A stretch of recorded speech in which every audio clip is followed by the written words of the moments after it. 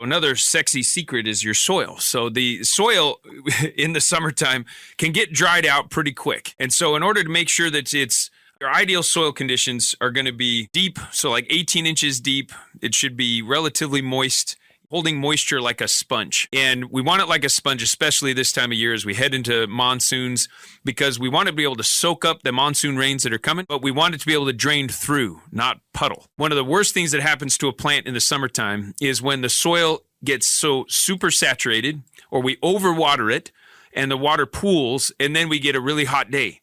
And what'll happen is that the roots on your plants will just rot almost instantly. Like overnight, the plant will look like it didn't get any water, and then you go and look at it and it's sitting in a pool of water. We had a client just a little bit ago, they sent us a picture of a pot that they had with a beautiful plant, and they have all these pots, and they're all beautiful pots. They all had these beautiful lantanas growing out of them. But one was dead, just completely dead. And it looked like from afar, it didn't get enough water. You get a little closer, the bottom of the pot had sealed, and none of the water drained through.